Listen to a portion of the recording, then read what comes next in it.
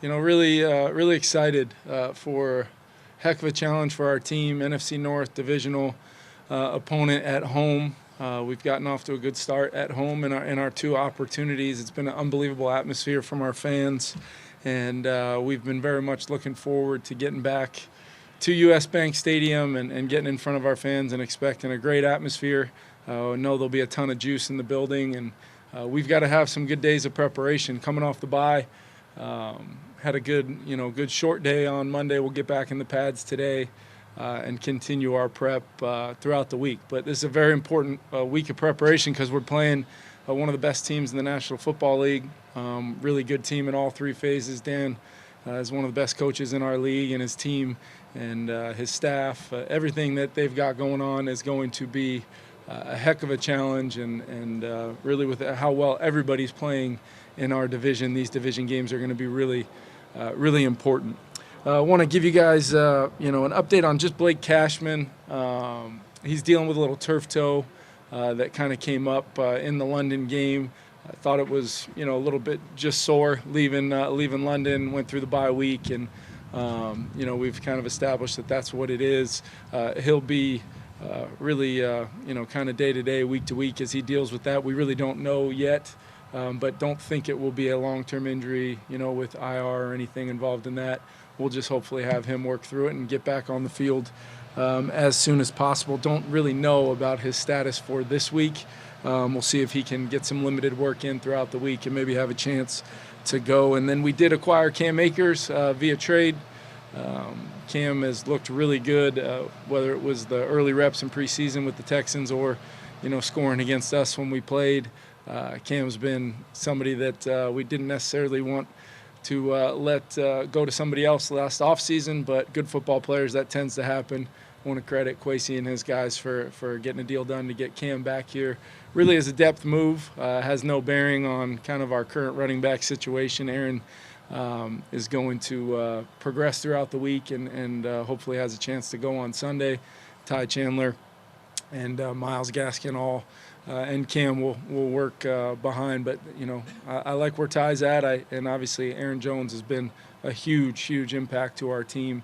So getting to solidify that depth at that position with an urgency to run the football throughout the rest of the season, we wanted to make sure we could do that now when an opportunity became available.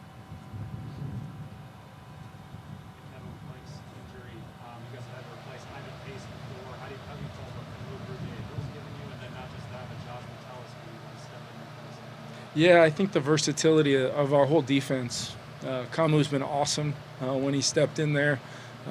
IP, anytime we haven't had IP, you feel you feel like you're missing something because he's just a heat-seeking missile out there, physical presence, plays so hard, great tackler, great blitzer. So IP will, obviously be a little bit more of a hub of communication in the short term. And then I think whether it's Metellus, whether it's the different personnel groupings that we use, we've got a whole bunch of flexibility with some of those edge players as well about how we can align. So we'll just, take it really a day at a time as we put together the prep, figure out what works best as far as defending one of the best offenses in the NFL.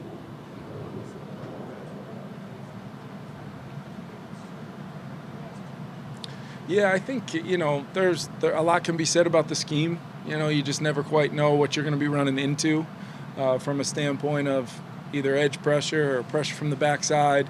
But the way I look at it, though, stopping the run is, in very much about the simple things, setting edges, playing the cutback with cutback players, defeating blocks, and making tackles, and having as many purple hats doing that, snap in and snap out, is what really makes that go. And I think the players have really capitalized on being put in some good positions by Flo, and then they're making a lot of plays.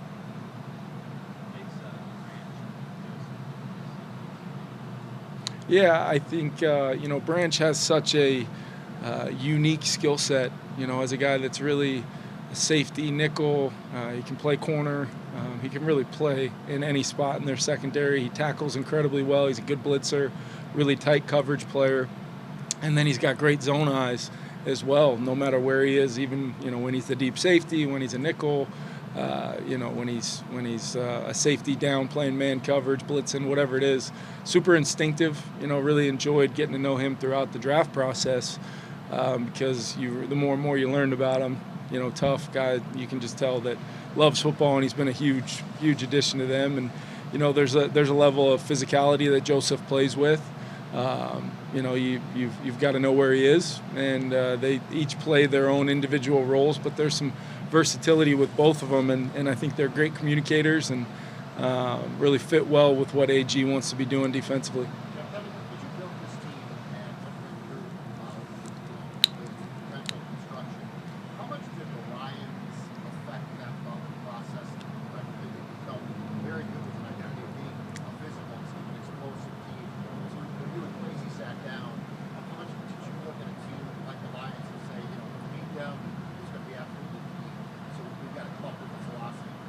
Yeah, I think there's a couple ways to look at it. I think anytime, going into year 3 after 2 years of really having a lot of ops together as a football team to kind of figure out what we want to be for this year's team, I think it was a lot of things that went into that thought process of not only roster management and how we built it, but just the overall philosophy and our football philosophy of what we want these players to be hearing and experiencing every day when we practice, meetings, all those things.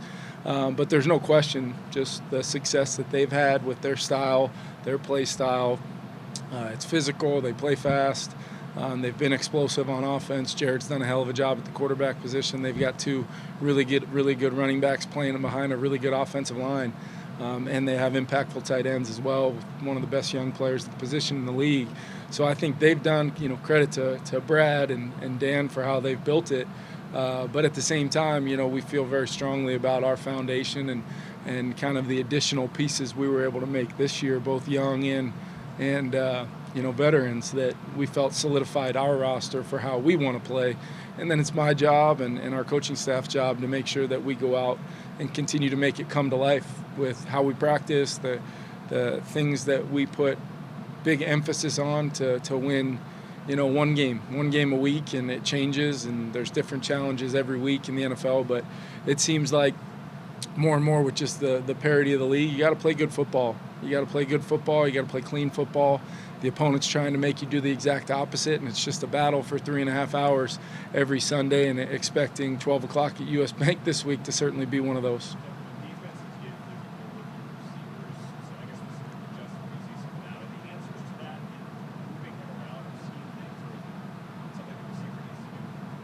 Yeah, I think you guys have seen it. We move them a ton. Try to help as best we can. We've seen basically every coverage structure that you can play with 11 guys on the field. Shoot, I remember there was a play in 22 where they played with 12 and down in the red zone, I think in Buffalo, and they were allowed to do it. So credit to them for doing that. But we've seen every variation kind of known to man. I think the big thing is there's going to be times where we want to move some other guys. We're always going to try to have an urgency about Justin being a huge, our pass game runs through him, but the reason why we built our team the way we have, whether it's Jordan or Speedy or Brandon or Trent Sherfield, when TJ, eventually comes back, Josh, Johnny, Aaron Jones in the pass game with Ty has been a huge bonus for us. We're trying to create a world where decide however you want to defend us, and then it's our jobs to try to, as coaches, give our guys a good plan so that all 5 eligibles can come to life. And then as players, I may be the guy moving. What's our detail look like?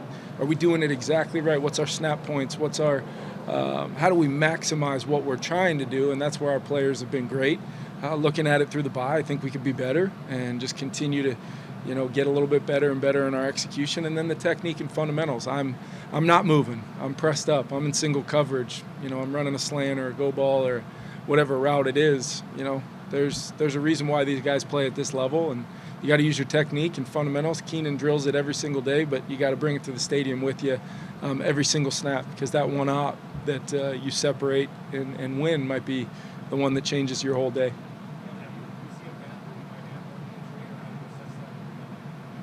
Oh, I think where we're at right now as a team, We're just focused on the guys we have, and we're really excited about our roster.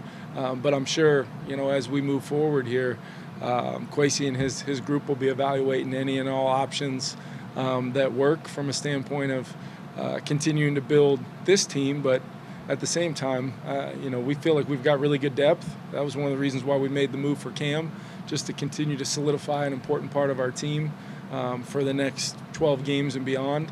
And if there's an opportunity to do that in another position or an opportunity to add an impact player, you just have to work through all of those as a group and figure out what works best. Yeah, first and foremost, just you just feel terrible for Aiden, one of the best defensive players in our league, and to see an injury like that did not surprise me one bit. To see the reaction both in Dallas last Sunday with his own team and the Cowboys and the respect level there, but countless amounts of our players have I know they're all thinking about him because this is a brotherhood. We're gonna compete like crazy and try to get a win on Sunday, but these players care about one another, and Aiden's one of the best players at his position in the league. So do they change? Do they change how they play? I don't think so. But if they do, we'll have to make some adjustments. But when 97's not out there, it's going to be impactful to any defense. But I will say, between McNeil and the other players they have on the edge, I think they've got great linebackers, and the way they activate all 11, I think they're the number 1 blitzing team on third down in the NFL. They play an attacking style. It might not be identical or similar to Flo's defense and our attacking style. Everybody has their own flavor, but I think AG does a phenomenal job, and it's always a challenge to play against these guys. They've got really good personnel, and they have the next man up mentality, and we expect to have a heck of a challenge no matter what on Sunday. Last big question.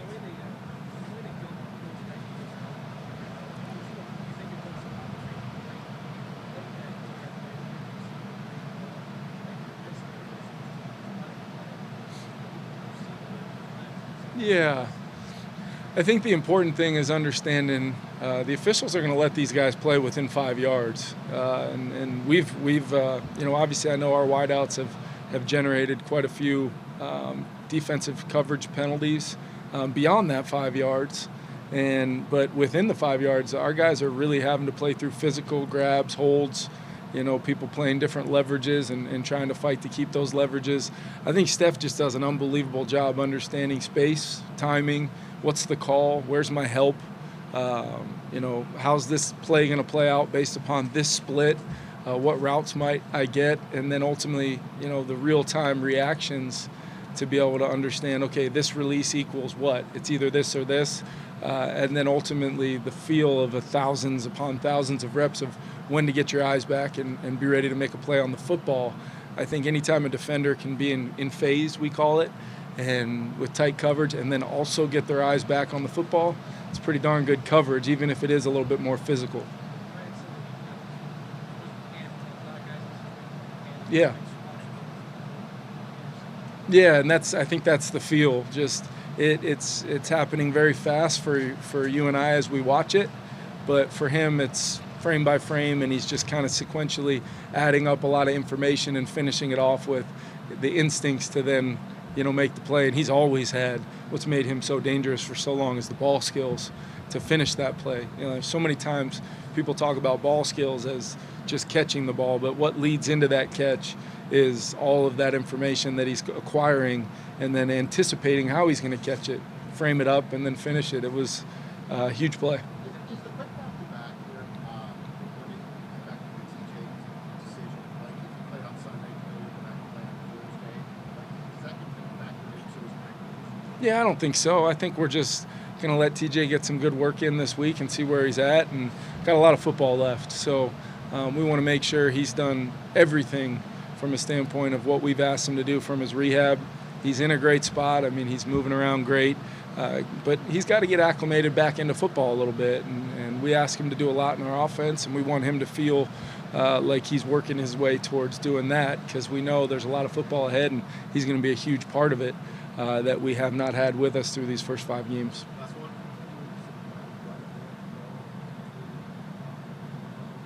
I just knew he was a really good football player. What that meant for where he got picked, it just I can remember moments even probably I think it was at the scouting combine and running tape and having him talk about the call and what he's looking at in his eyes and what's been communicated to him. Then he got into technique fundamentals. He's just a special kid and heck of a competitor, and he's a tough guy to go against. I know we've got a ton of respect for him.